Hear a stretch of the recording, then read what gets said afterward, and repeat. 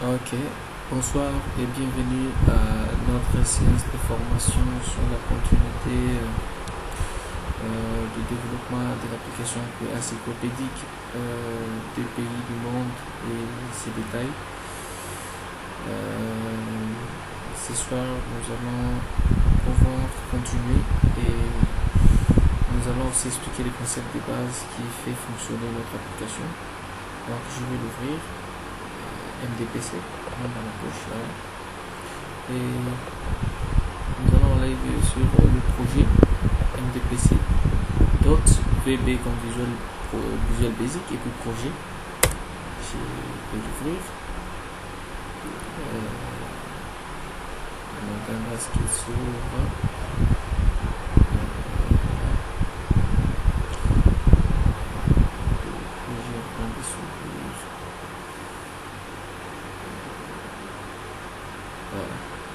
Notre projet s'ouvre et on va nous afficher la partie de travail sur les personnes de candidature.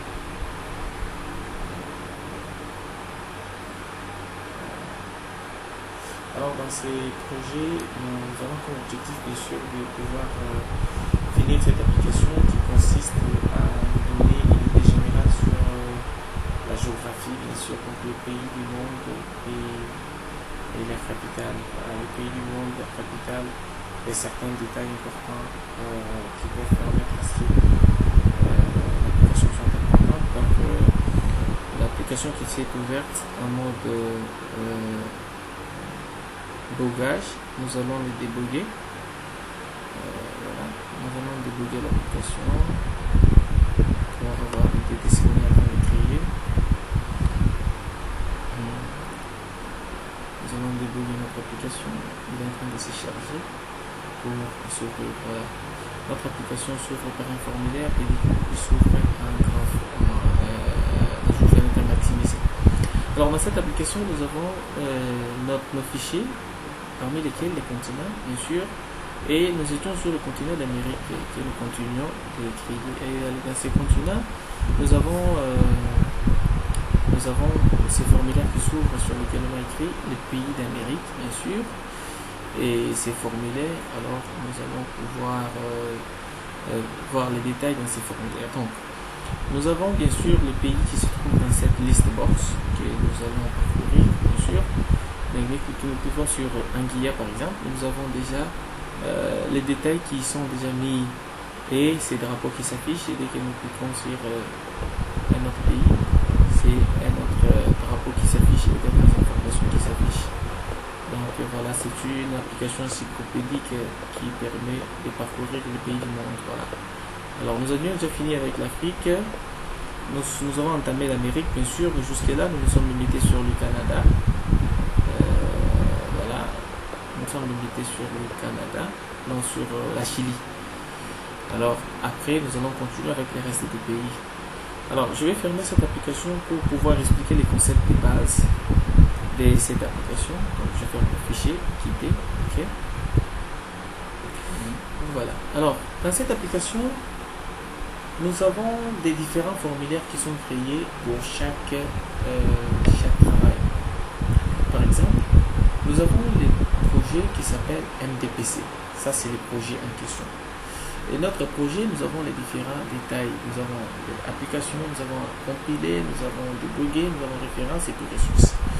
Alors, nous allons parcourir tout ça pour comprendre qu'est-ce qui se passe au juste cas pour faire fonctionner notre application. Nous avons des formulaires. Par exemple, ces formulaires, c'est le formulaire principal qui est en mode non débugué, qui permet de pouvoir y apporter certaines modifications et savoir exactement sur quoi nous travaillons. Donc, ces formulaires est un formulaire principal sur lequel se trouve le menu.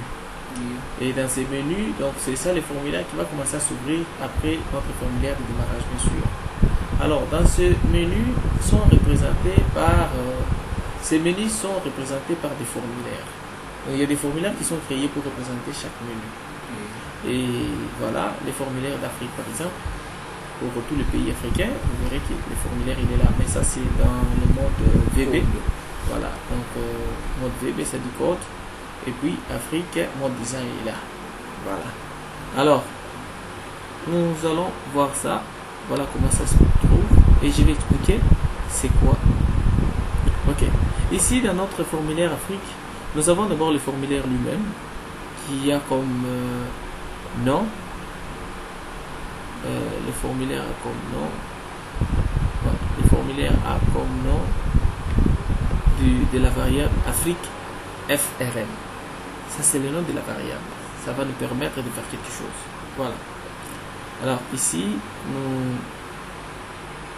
nous avons, par exemple, la couleur du formulaire qui est sélectionnée là, backcolor. Donc, ça, c'est pour changer la couleur du formulaire, bien sûr. Nous avons aussi les écrits qui sont sur le formulaire. Donc, ce sont en noir. Hein. Tu peux voir, les pays africains, c'est en noir. Mais on peut changer ça en bleu, comme bon semble. Et on peut aller jusqu'à avoir le nom, hein, les pays Afrique. C'est-à-dire que ça, c'est les captions qu'on appelait voilà, un VB6. On appelait ça caption. Mais ici, c'est texte. Alors, dans ces formulaires, nous avons ces menus qui s'appellent quitter. Dès que je clique sur le menu, vous verrez que le texte de menu, c'est qui? Quitter. Si vous montez là en haut, c'est quoi?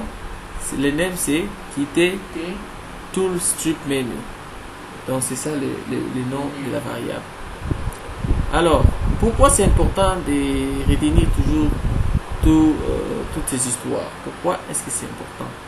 Parce qu'au moins, on sait apporter des modifications d'un objet à partir d'un autre, grâce à la connaissance du nom de la variable de cet objet-là. Donc, voilà pourquoi on devait compter sur tout ça. Si vous regardez bien, vous avez dans ces formulaires toujours, nous avons cette text box. Cette text box, nous avons d'abord le label sur lequel nous avons donné comme nom pays sélectionné. Ce label va représenter le text box ici. Ce text box a comme nom, je vais le noter, a comme nom TXT search, qui signifie texte cherché. Voilà, c'est ça le nom de la variable. Alors, ici, nous avons un petit textbox qui n'a pas de nom texte, mais qui a un nom de variable. Ça s'appelle TXT index. Alors, on va expliquer qu'est-ce qui se passe juste pour qu'on ait modification de tout ce qui arrive. Après avoir expliqué le textbox ici et la text index, nous allons expliquer c'est ce qu'on appelle la list box. List box, nous avons, c'est un objet VB, nous l'avons sélectionné dans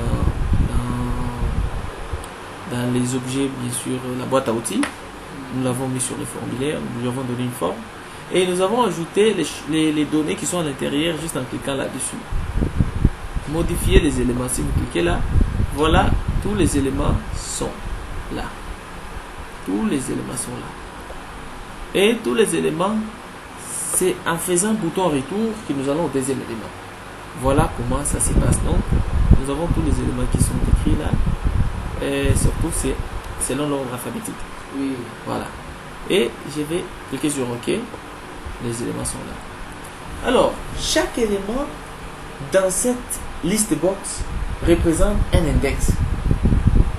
Je ne sais pas si vous avez une idée par rapport à ça. Chaque élément est un index. Donc, commençant de l'Afrique du Sud jusqu'à Zimbabwe, ce sont des index. Comme pour dire que l'Afrique du Sud est un index, par exemple, les index sont représentés par des chiffres. Alors en informatique, nous connaissons que nous ne commençons pas par 1. On commence par 0, 1, 2, 3, jusqu'à un nombre infini, bien sûr. Alors ici, notre index, notre premier pays, c'est l'Afrique du Sud. Qui a comme index, c'est quoi? 0. Voilà. Et notre dernier pays, c'est lequel? Zimbabwe, qui a comme index 53. Parce que l'Afrique a au moins 54 pays. Alors, 0 représente le premier pays. Oui. Et 53 représente le 54e pays. Oui. Voilà. Alors, qu'est-ce qui se passe? Je passe à la deuxième partie. Ok, je passe à la deuxième partie. La deuxième partie, on appelle ça les groupes box. Dans ces groupes box, j'y ai inséré des labels. Les labels sont là. Et après ces labels, j'ai encore mis d'autres labels qui sont ici. Mais ce sont les labels que j'ai dont les propriétés sont invisibles, donc ça ne doit pas se voir. En mode non débogué et en mode débogué. Ça ne se voit qu'en mode débogué. Vous voyez? Maintenant là, ça ne peut pas se voir, mais en mode débogué, ça va se voir. Voilà. Et en mode débogué, ça ne se verra que si nous avons cliqué sur un pays. Alors, qu'est-ce qui se passe exactement? Lorsque nous cliquons sur un pays, donc pour aller cliquer sur un pays, on devait d'abord double-cliquer sur les listes de box en question. Quand on double-clique sur les listes de box, on voit ceci. Vous allez voir, nous commençons la procédure par une private tab et nous allons la finir par une end tab. Donc, vous voyez, private tab et puis end tab. Alors, tout ça, nous avons ce qu'on appelle une classe. La classe s'appelle quoi? La classe, c'est le nom du formulaire. La classe, c'est Public Class Afrique Array. C'est sur ce formulaire que se trouvent tous ces objets. Donc, nous avons une classe et les objets. Et les objets ont quoi? Ont des valeurs. Voilà. Alors, puisqu'on a double-cliqué sur la liste box. Alors, la liste box, je lui avais donné comme nom de la variable LST box AF, qui signifie liste box Afrique. Voilà. Qui signifie liste box Afrique. Et maintenant, tu verras, là, on a écrit private tab. Donc, nous commençons la procédure, le processus. List box. On a écrit selected index changed. Ça signifie lorsqu'on change l'index. Vous voyez, l'index qui est sélectionné lorsqu'on change ça. Qu'est-ce qui arrive? Ici, maintenant, nous créons un événement qui va arriver lorsqu'on change. On va changer l'index. Or, on va regarder les codes. Je vais expliquer les codes. Je vais dire ceci. Lorsqu'on change l'index, alors, les textes index.text, text index.text, c'est quoi? C'est ça. Ça. Oui. Il aura comme quoi valeur? Il aura comme valeur égale quoi? Égale à mi.listboxaf.selectedindex.toString. Ça signifie quoi? Ça signifie que les textes qui seront affichés dans la text box qu'on a nommé text index, c'est quoi? Les textes là proviennent d'où? Ces textes là, ça sera la valeur du formulaire associé aux listes box, associé à l'index sélectionné, et toString, c'est comme si nous transformons ça en une chaîne de caractères. Et quand nous transformons en une chaîne de caractères, nous avons une valeur. Donc, on va faire quoi? Je vais aller dans le mode débogage. Bon, en fait, dans le mode design, donc formulaire. Quand je clique sur Afrique, par exemple, j'ai sélectionné un index. Cet index-là, ça peut être 0, ça peut être 1, ça peut être 2 ou 3. Mais au moins, nous connaissons que les premiers index, c'est les 0e index, c'est Afrique, et les derniers index, c'est Zimbabwe. Donc, comme pour dire que Afrique, c'est l'index 0. Donc, ça signifie que lorsque nous cliquons sur Afrique, ici, l'index sera 0. L'index sera 0, bien sûr. Et puis, comme l'index maintenant est 0, nous allons y mettre une condition. Nous allons dire ceci. Si l'index égale 0, alors les pays sélectionnés TXT search, on va afficher quoi? On va afficher l'élément qui se trouve dans cet index-là. L'élément qui se trouve dans cet index-là, c'est nous-mêmes qui allons l'écrire. Nous connaissons que dans l'index 0, c'est Afrique du Sud. Donc, on va écrire que text box search égale à point text égale quoi? Égale Afrique du Sud. Égale Afrique du Sud. Oui, je comprends. Voilà. Alors, on peut retourner au code pour que tu comprennes. On retourne au code. C'est comme ça que j'ai écrit d'abord. TXT index égale à quoi? Égale à le formulaire de quoi? Le formulaire égale à la valeur. En fait, TXT index égale à la valeur de l'index sélectionné qui se trouve dans la liste box de ces formulaires ouverts. Donc, ça signifie mi, c'est comme le formulaire actif. Mi, point, list box of point, selected index to string. Donc, ici, on va nous afficher quoi? Ici, on va nous afficher quoi? On va nous afficher 0. Pourquoi? Parce que l'index cliqué sur Rafik, c'est 0. Maintenant, ici, en text box, qu'est-ce qu'on va nous afficher? Je rentre dans les formulaires, dans les codes. On dit ceci. On pose une condition. Si texte index.text égale 0, alors text search.text égale Afrique du Sud. Oui, je vois. Et les restes. Picture box, c'est là où se trouve la photo. Picture box 1.image égale quoi? Égale à my resource point Afrique du Sud. Bon, comment on a trouvé le point Afrique du Sud? Le point Afrique du Sud, c'est-à-dire c'est le nom de quoi? De la photo. De la photo. Voilà, ça veut dire que c'est le nom de la photo qui a été attribué au pays Afrique du Sud. Oui. La photo s'appelle Afrique du Sud .jpeg, quelque chose comme ça. Mais comme c'est maintenant devenu un objet dans les ressources VB, c'est comme ça qu'on dit my.resource.Afrique du Sud. Donc, je vais expliquer les quoi. Voilà. Et puis, on descend. Label 12.text égale quoi? République sud-africaine. C'est ici. Tu vois ici, pays, nom du pays, oui. Label 12 se trouve quelque part. Oui. On va afficher République sud-africaine. Voilà. Et puis, label 13 c'est quoi? Capitale. Pretoria. Label 14 et superficie. Label 15 habitant. Label 16 blablabla jusqu'à la fin, jusqu'à l'indicatif. Vous voyez? Et maintenant, toujours avec notre condition, nous disons sinon si, else if en anglais, sinon si text index point text qui est là égale à 1, alors text search.text égale Algérie. Voilà. Vous comprenez? Voilà les concepts de notre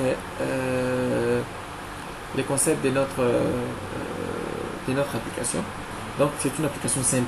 Et à la fin, autant de if, autant de end if. Non, le end if est 1 seulement. Il n'y a que les else if qui sont autant. Mais le end if, parce qu'on n'a pas séparé les if, on les a tous mis dans dans une même condition. Voilà. À la place de mettre beaucoup de if ou les else if, on pouvait créer ce qu'on appelle les select case. Voilà. On crée les select case et on dit case 1 0, case 2, case 3 jusqu'à la fin. Mais toutes les méthodes sont meilleures. Ce qui est important, c'est que ça fonctionne. Et qu'il n'y ait pas de bogage. Voilà. Alors, qu'est-ce qu'on va faire? Donc, comme on a expliqué les concepts de base de notre application, tu vois que c'est simple. Hein? Il suffit juste de raisonner d'une manière algorithmique. Hein, tu raisonnes, si je fais ça, ça peut donner ça. Alors, puisque ça donne ça, qu'est-ce que ça aussi peut créer à d'autres personnes? Ça veut dire que c'est un comportement qui crée un comportement chez les autres. Un événement qui déclenche. Voilà. Voilà. Alors, jusque-là, maintenant, nous sommes sur... ici, déjà en Afrique, on avait fini. On doit aller maintenant au formulaire de l'Amérique. Alors, sans pour autant même vouloir l'ouvrir, bien sûr. On va fermer sur l'Afrique. On est sur le formulaire d'Amérique. Alors,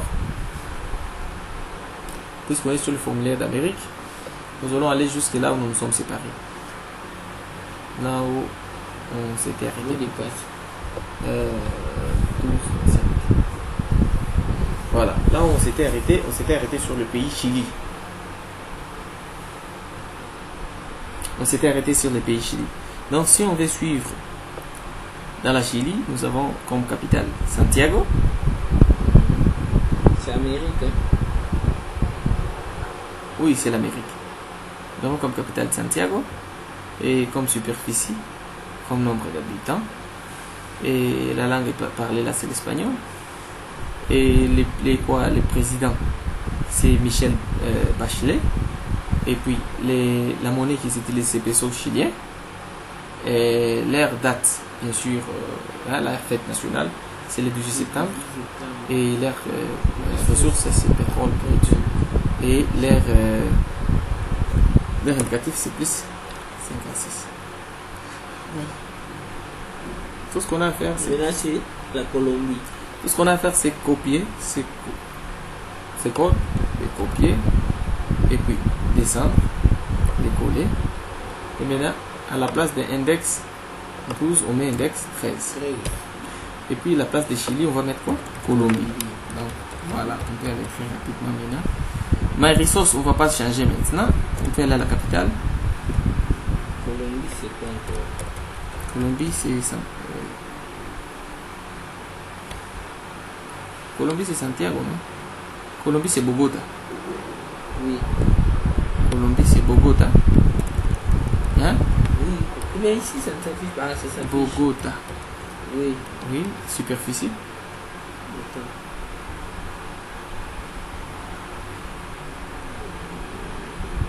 Bogota, superficie.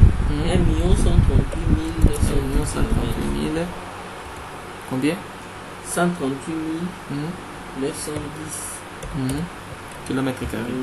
Nombre d'habitants? 45 600 000. 45 600 000. Monnaie, c'est peso colombien. Peso colombien. Attendez. Peso colombien. Et puis, Fête langue nationale. Langue d'abord. Langue officielle, c'est l'espagnol. Espagnol. Fête nationale le 20 juillet. Fête nationale, c'est 20 juillet. 20 juillet. Régime de la République parlementaire. Non, ça on n'est même pas. Ressources, ça doit être pétrole. Pétrole brut. Il n'y a pas de ressources là, mais je crois qu'on va revenir parce que on met d'abord ce qui est important. Comme ça, il va rester peut-être qu'on mette juste des drapeaux. Hein. On va pas mettre les drapeaux maintenant. Mais seulement, je vais vous montrer comment on insère un drapeau. Hein. Comment avoir les ressources des drapeaux. J'ai fait le connect. Voilà. Je vais ouvrir le web.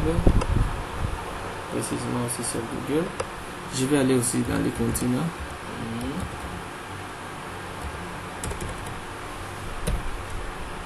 Les continents. Je clique là.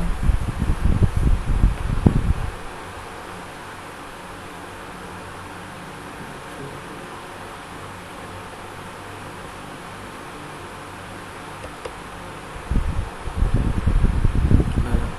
Je passe sur le continent d'Amérique. Je clique là.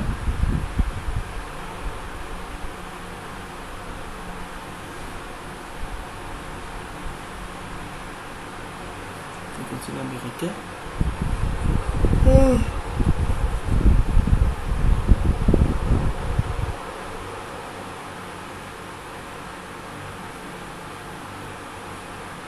Ça traîne, qu'est-ce qu'il y a?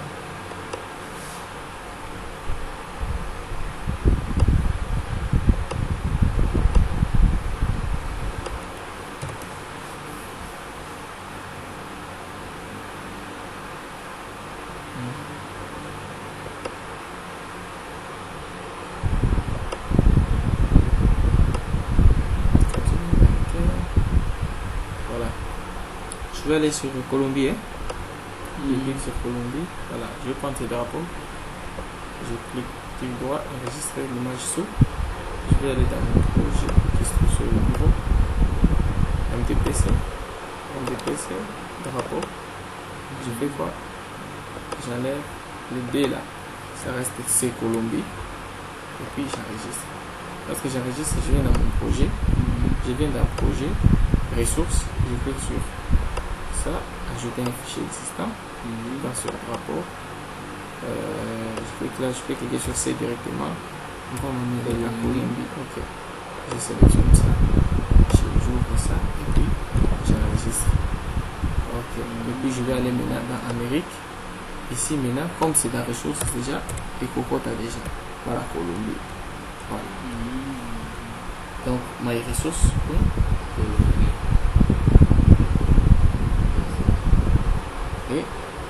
Et indicatif national, c'est quoi? C'est aussi ce n'est pas écrit là. C'est aussi des recherches à continuer à effectuer.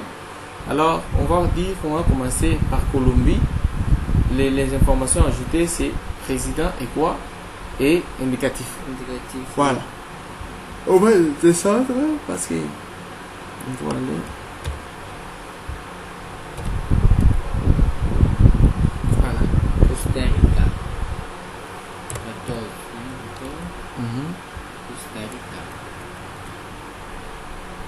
Costa Rica. C'est ça? Capitale.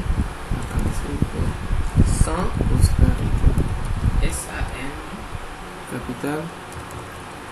SAN. José. Hein? José. José. La langue officielle, c'est l'espagnol. Alors, La superficie, 51 100 km. 51 100 km². La population est de 4 327 000. 4 327 000. Monnaie nationale, colon du Costa Rica. Colon Du Costa Rica. Colon du Costa Rica. Fête nationale. Fête nationale. Le 15 septembre.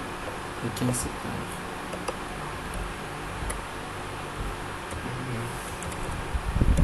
Le 15 septembre. Ok. Voilà. Donc voilà en quelque sorte le concept de cette application. Le concept de base de cette application.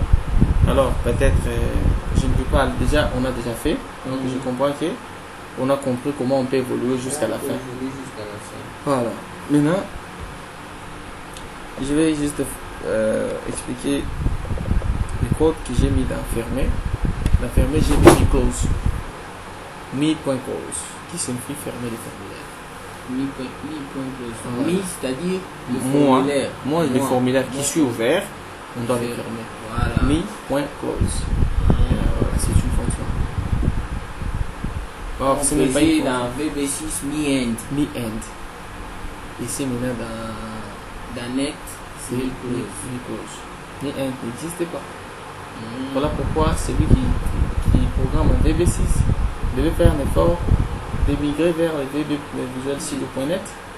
Et dans Visual Studio.net, toutes les variables, peut-être presque, devaient être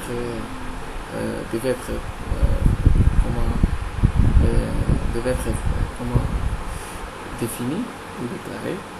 Et les codes qui pour, par exemple, montrer en VB.6, par exemple, les continents. Je peux aller dans le continent. Je peux aller par exemple en Afrique. En VB.6, on avait comme on faisait seulement, par exemple, les noms du formulaire point show. Oui. Voilà. Mais ici, si on fait les noms du formulaire point show, ça ne passe pas. Ça va s'ouvrir. Mais seulement ça va s'ouvrir, ça se ferme. Ou soit ça s'ouvre, lorsque tu cliques ailleurs, ça se ferme. Mais ici, on va dire point show dialogue. C'est-à-dire, vous me montrez pour le dialogue. Voilà, c'est-à-dire que quand vous l'ouvrez, quand vous cliquez à côté, on va refuser. Par exemple, quand j'ai dit show dialogue, je vais montrer ce qui se passe. En africain, je vais débugger. Voilà, regardez ce qui se passe. Quand je clique sur Afrique, quand je clique ailleurs. Ah, je vois. Donc, on a juste empêché que lorsqu'on travaille ici, on n'aille pas toucher à quelque chose ailleurs. Voilà. On finit d'abord ici et puis on peut aller ailleurs. Voilà. Amérique aussi. Voilà. S'il était ici, dans une autre machine, Mhm. je pouvais continuer avec les autres pays. C'est ça. C'est ça. Voilà. Et les codes que j'ai mis. Alors, même pour montrer ces codes-là, pour montrer les formulaires, qu'est-ce que j'ai dit? J'ai commencé par définir une variable qui va représenter les formulaires. J'ai dit dim AFS New Afrique. Donc, AF va représenter les formulaires Afrique. Maintenant, j'ai dit AF.show dialog. Et montrer le formulaire d'Afrique. Voilà. Le dialogue. Voilà. Donc, d'abord, on a commencé par représenter l'Afrique par AF. Au lieu de dire Afrique, ARF.show, je dis dim AF as New Afrique. Le type là introduit toujours une variable. Voilà. Il est venu même ici. Voilà. Et puis, Afrique, maintenant, AF.show dialog représente les formulaires. Ça, c'est évolué par rapport au VB6. C'est très évolué. Très évolué. Et ici, vous pouvez y relier une base de données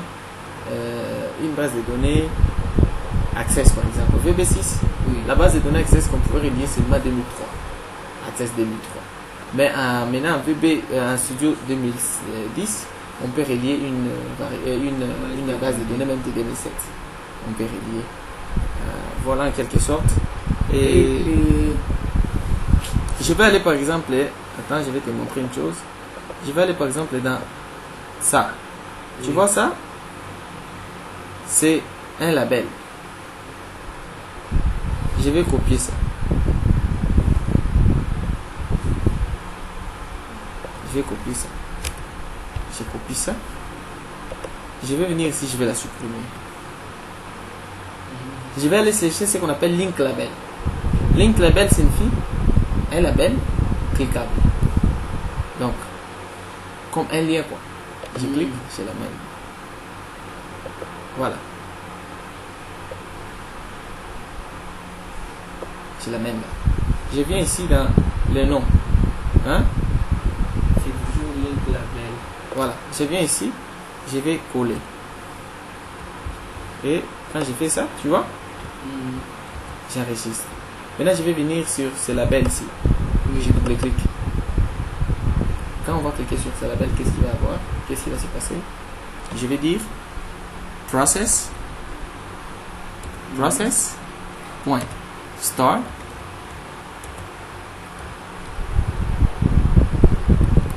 je mets http mukinai Ah, je 7 space.org. comprends. Tu vois? Et puis je descends. Voilà, j'enregistre. Je vais C'est-à-dire, exécuter. si tu es là, tu vas directement aller dans. Voilà, tu peux voir. Version du logiciel. Mukinai. Si tu cliques là. Tu vas t'amener dans le site. Directement. Ça dépendra d'un navigateur qui peut s'ouvrir. Regarde. Internet Explorer. Tu vois? Oui, je suis en train de voir.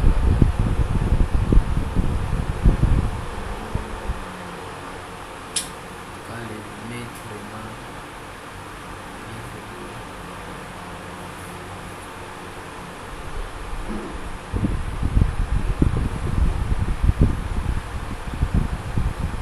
Donc, Ah, il n'y a pas de concurrent avec le VBNet. hein?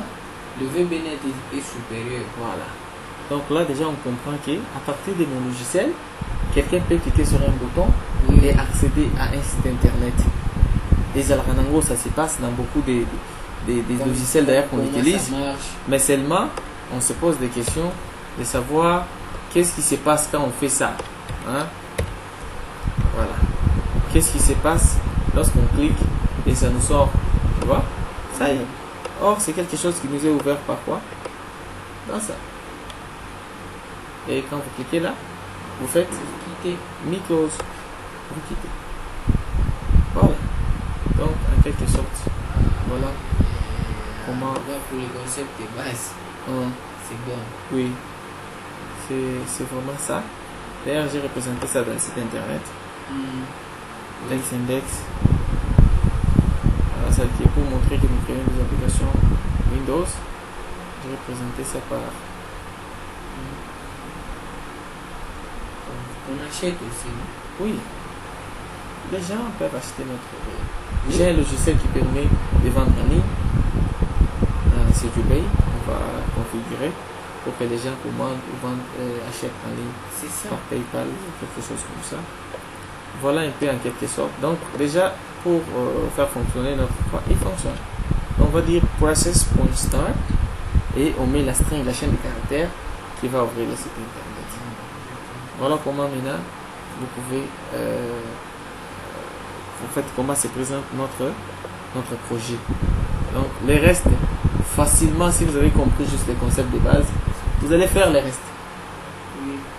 Alors, merci beaucoup pour avoir participé à cette séance de la programmation VB qui consistait à créer une application encyclopédique des pays mondiaux et africains.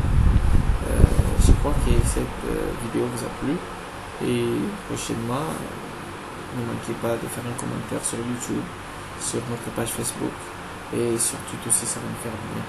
Merci beaucoup. C'est pour Ebedien, M. Christian Ndoua, Haïti, de lycée Moura. Voilà. Merci beaucoup à vous et à la prochaine vidéo.